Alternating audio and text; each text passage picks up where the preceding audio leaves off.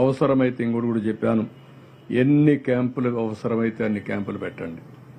విజయవాడలో హోటల్స్లో community halls ఉంటే కాన్ఫరెన్స్ హాల్స్ కూడా తీసుకోండి, అక్కడ కూడా పెట్టండి.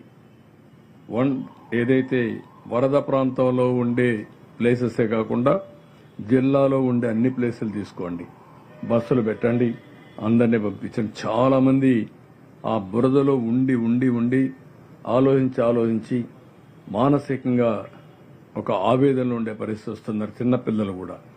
అలాంటి వాళ్ళు కొంచెం రిలాక్స్ అవుతారు. 1 డే 2 డేస్ 3 డేస్ క్యాంపులు కూడా పెట్టుకోమన్నాం. మళ్లీ వచ్చి వీళ్ళంతా కూడా ఆ డేటా అంతా ఇవ్వాలి, ఎన్యూమరేషన్ డీటెయిల్స్ ఇవ్వాలి. ఈ రెండు కూడా బ్యాలెన్స్ చేసుకుని ముందుకు పోవాల్సిన అవసరం ఉంది. కాబట్టి ప్రభుత్వం ఎన్ని ప్రయత్నాలు చేయాలనో అన్ని ప్రయత్నాలు చేస్తున్నాం, బాధితులకి ఎలాంటి ఇబ్బందులు లేకుండా చేయడం కోసం. ఇంకా ఏదైనా సజెషన్స్ వస్తే అవి కూడా తీసుకుంటాం, ఆ సజెషన్స్ కూడా తీసుకొని ముందుకెళ్తాం.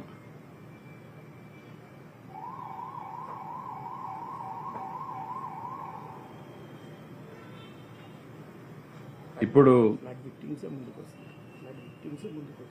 ఈరోజు కోవిల్ అపార్ట్మెంట్స్ 65 ఫ్లాట్స్ ఉన్నాయి, ward number 45.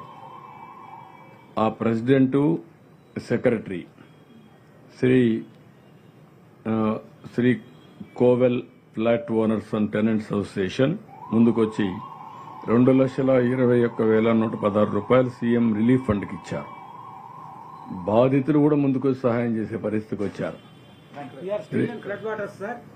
And inspired by your great efforts, we came forward with a single call. All our members has given this amount, sir.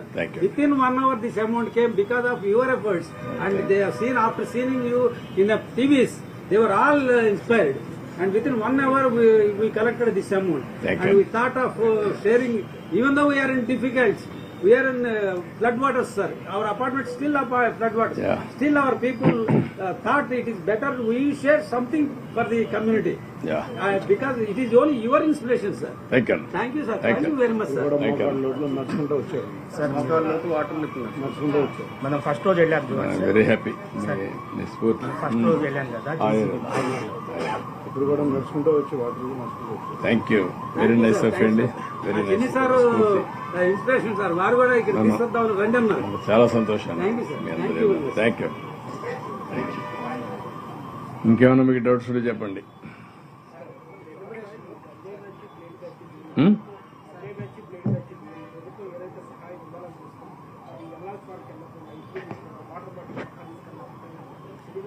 అంటే నాకు 1-2 వార్తలు వస్తున్నాయి, నేను కూడా మా వాళ్ళందరినీ అలర్ట్ చేస్తున్నాను.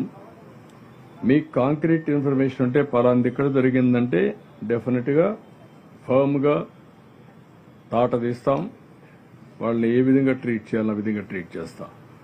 దీనికంటే ద్రోహం ఇంకోటి లేదు.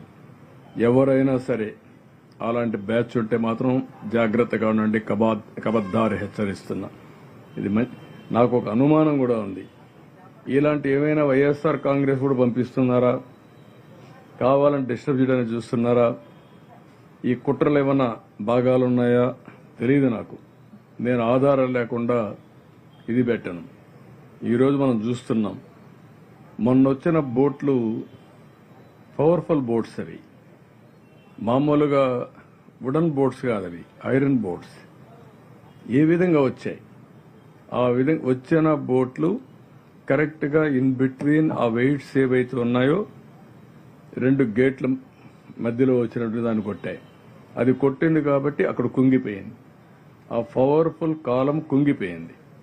అదే కానీ కాలంను కానీ కొట్టుంటే చాలా ప్రాజెక్ట్ కుంగిపోయే అవకాశం కూడా ఉంది, చెప్పలేం. చాలా పవర్ఫుల్గా ఫ్లో వస్తుంది వాటర్, ఆ వాటర్లో ఏది వచ్చినా మిగిలే పరిస్థితి ఉండదు.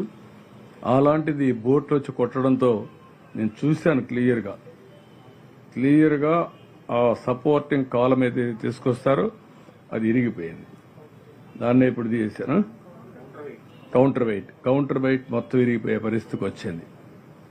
ఇది ఏంటో నాకే అర్థం కాదు, చిత్ర విచిత్రాలు. ఎక్కడి నుంచి వచ్చాయి ఇవి, ఎందుకు వచ్చాయి?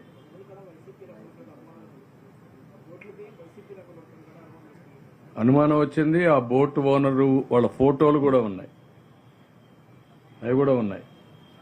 ఈ అనుమానాలన్నీ